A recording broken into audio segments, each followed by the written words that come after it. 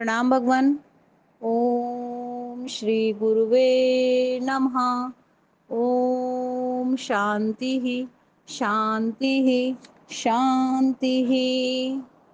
परम पूज्य स्वामी जी श्री अखंडानंद सरस्वती महाराज जी का ग्रंथ एलात शांति प्रकरण, जिसमें स्वामी जी कहते हैं भगवान कि गेया अभिन्ने न संबुद्ध है, वे भी अभी अपरिछिन्न हैं।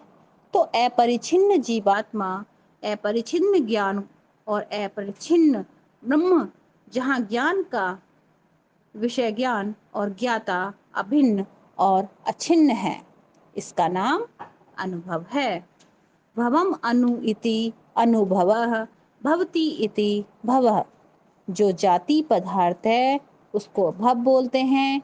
भवम अनु जो जात, जायमान और जनिष्यमान जितनी स्फुरणाएं हैं उनके पीछे रहकर सबको प्रकाशित करता रहता है, उस भू, उस ज्ञान, उस ज्ञाता को अपने स्वरूप से जिसे जाना है कि मुझसे भिन्न कुछ नहीं है, उसका नाम गुरुदेव है, उसका नाम नारायण है, उसका नाम पुरुषोत्तम है।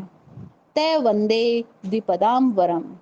उन पुरुषोत्तम, उन नरोत्तम नर को जो हमारे ज्ञान के आदि स्रोत हैं, हम उनकी वंदना करते हैं, माने उनके सम्मुख नम्र होते हैं। नम्र होते हैं माने उनके अतिरिक्त अपने को नहीं मानते।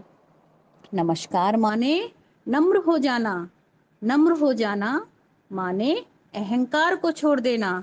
इसका अर्थ है उनकी क्रिया से हमारी क्रिया भिन्न नहीं है, उनकी बुद्धि से हमारी बुद्धि भिन्न नहीं है, उनके संकल्प से हमारा संकल्प भिन्न नहीं है और उनके स्वरूप से हमारा स्वरूप भिन्न नहीं है।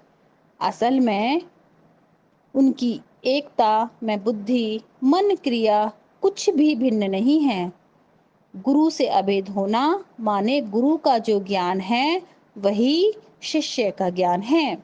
यदि गुरु के ज्ञान से शिष्य ने अपना ज्ञान कुछ अलग बनाया तो नमस्कार ही नहीं हुआ।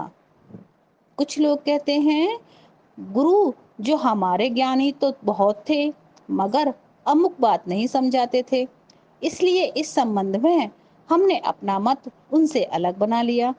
हमारे गुरुजी परमार्थ तो बहुत समझते थे लेकिन व्यवहार नहीं समझते थे, इसलिए व्यवहार में हमारा उनका मिलना ही नहीं है। यह संस्कार पक्ष है, यह ज्ञान पक्ष नहीं है। भला जैसे गुरुजी ने अपने को अद्वैय माना, वैसे हमने भी अपने को अद्वैय जाना। जो अद्वैय गुरुदेव सो अद्वैय मैं, जो अद्वैय परमात्मा सो ही अद्वैय आत्मा, सो अद्वैय ब्रह्म से ही अद्वैय अहम। भेद का संपूर्ण निरसन ही नमस्कार का अर्थ है। स्पर्श योगो वै नाम सर्व सत्व सुखो हितः विवादो अविरुद्धश्च देशी तस्तम नमाम्य हम। अब कहते हैं कि अद्वैत दर्शन को हम नमस्कार करते हैं इसकी स्तुति करने के लिए, जो एक स्पर्श योग है। स्पर्श योग माने जो दुनिया में किसी को टच ना करे। अंगुली से किसी को छू दिया तो क्या हुआ? स्पर्श हुआ ना, यह स्पर्श योग हो गया। ऐसे ही उपासनाओं में स्पर्श योग होता है, मिलना होता है। योग में समाधि का स्पर्श होता है और योग ऐसा है कि तो योग परंतु स्पर्श किसी का नहीं, कोई दूसरा है ही नहीं, अपना आपा ही सब कुछ है।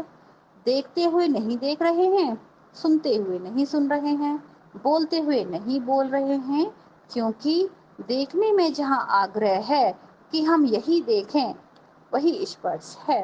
सुनने में जब आग्रह है कि हमेशा हम अपनी तारीफ ही सुनने को मिले तो यह स्पर्श हो गया। शब्द का स्पर्श हो गया, हमेशा संगीत ही सुनने को मिले, यह स्पर्श हो गया। हमेशा हमारा प्रीतम ही देखने को मिले, यह स्पर्श हो गया।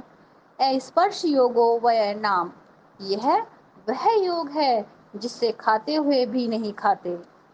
आपने गोपाल गोपाल तापनी उपनिषद का नाम तो सुना होगा, जिसमें वर्णन है कि दुर्वासा ने भरपेट भोजन किया।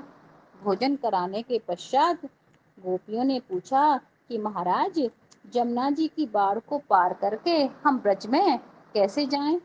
तो दुर्वासा जी ने गोपियों से कहा, कहना यमुना जी से कि यदि दुर्वासा जी कभी कुछ खाते ना हो तो हमारे लिए रास्ता दे दें। गोपियों ने कहा, महाराज, अभी तो आपने इतना सारा भोजन उड़ा दिया और अब आप कहते हो कि जाकर जमुना जी से कह दो कि कुछ ना खाया हो तो हमें रास्ता दे दो, ये कैसे संभव है? दुर्वासा जी ने आत्मज्ञान का उपदेश दिया। तब बोले, आत्मा आकाश है, चिदाकाश। घड़े में तुम खीर भर दो, पूड़ी भर दो, हलवा भर दो, तो उससे क्या आकाश का स्पर्श होता है? गोपियां बोली कि नहीं महाराज, घड़े में चाहे जो भरा हो या ना भरा हो, आकाश तो अछूता है। ऐसे ही शरीर के घड़े में तुम खीर भर दो, पूरी भर दो, तो इसमें रहने वाला जो चिदाकाश है उसको कोई स्पर्श नहीं होता। प्रणाम भगवान। ओम शांति ही शांति ही शांति ही।